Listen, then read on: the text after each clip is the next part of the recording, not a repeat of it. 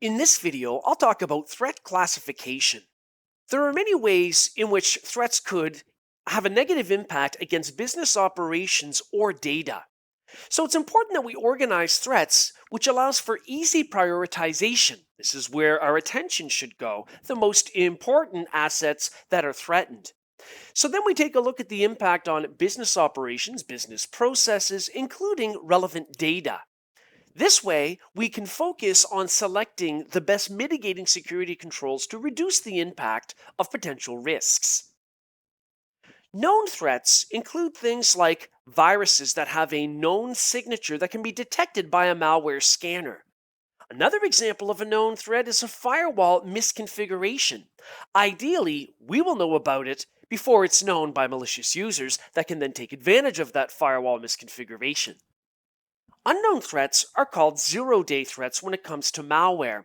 This means we've got some kind of an exploit that's available, but the vendor doesn't yet know about it. Malicious users, however, do.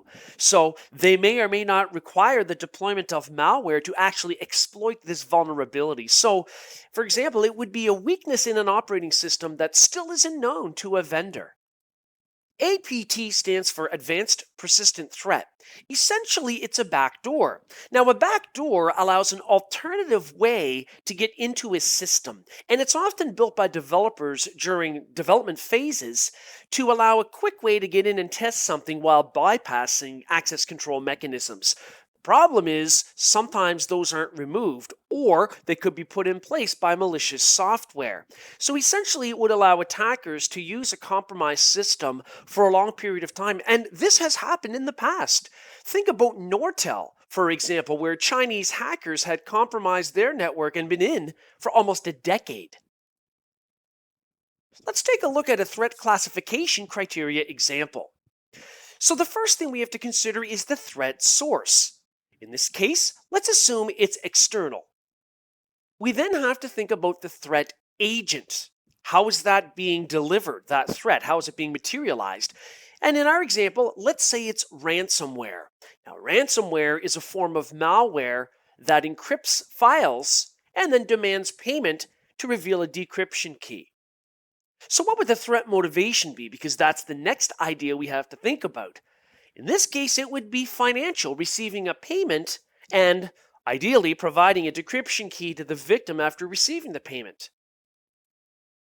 The next thing to consider when classifying threats is the threat intention. Is it malicious, as is the case with ransomware, where the motivation is financial, or is it some kind of an accident? The next thing we have to think about is the impact that the threat will have against business processes, IT systems, and data. So, will there be any downtime? Will we have denial of service to an IT system that otherwise would be available for legitimate use?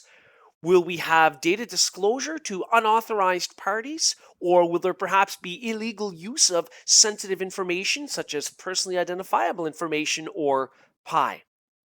So it's important that we categorize and prioritize threats and think about all of the criteria related to threats. In this video, we discussed threat classification,